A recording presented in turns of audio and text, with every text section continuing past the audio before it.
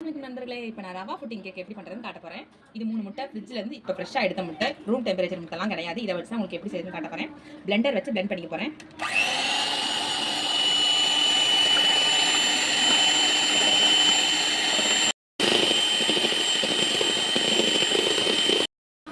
இந்த பதத்துக்கு இருக்கும்போது நம்ம வந்து சர்க்கரை போடணும். சர்க்கரை வந்து அந்த கிளாஸில் வந்து ஒரு கிளாஸ் சர்க்கரை போடுறேன். போட்டுட்டு மறுபடியும் இந்த சர்க்கரை கரையை வரைக்கும் பிளெண்ட் பண்ணணும்.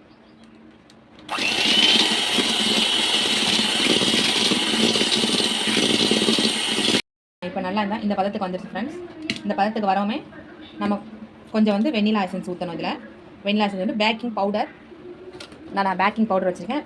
பேக்கிங் பவுடரில் வந்து ஒரு ஸ்பூனுக்கு கொஞ்சம் குறைய போடுங்க. பேக்கிங் சோடா அரை ஸ்பூனு, ஒரு பிஞ்சு சால்ட் போட்டுக்கோங்க. ஒரு ஸ்பூன் வெண்ணிலா எசன்ஸ் ஊற்றிடுறேன். இதோட ஒரு spoon baking powder, baking soda, ஒரு பிஞ்சு உப்பு.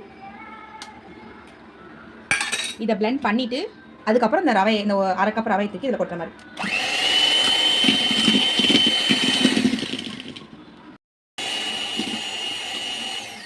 நமக்கு வந்து இந்த அளவுக்கு பிளெண்ட் ஆயிடுச்சு. இப்போ வந்து இந்த அரை கப் ரவை இதில் கொட்டி மிக்ஸ் பண்ணிடணும். நான் வந்து இந்த பிளெண்டர் இதை வச்சு மிக்ஸ் பண்ணுறேன்.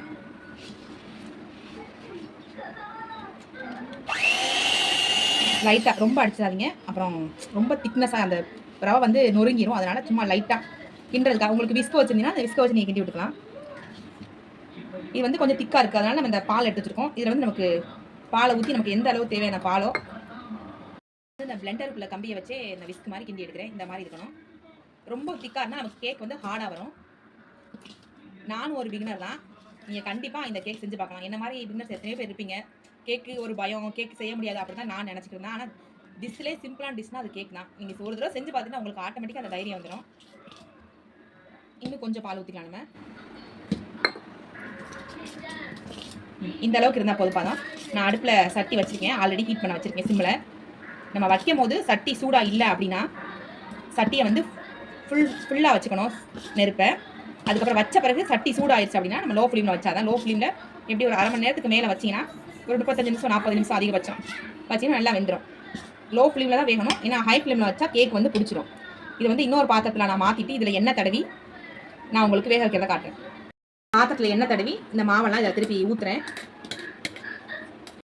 சும்மா கொஞ்சமாக முந்திரி ஃப்ளேவருக்கு வேணா போட்டுக்கலாம். டூட்டி ஃப்ரூட்டி போன உங்களுக்கு என்ன நட்ஸ் இருக்கோ போட்டுக்கலாம். இல்லை நீங்கள் ப்ளைனாக வேணாலும் ப்ளைனாகவும் சாப்பிட்டுக்கலாம், நல்லா தான் இருக்கும்.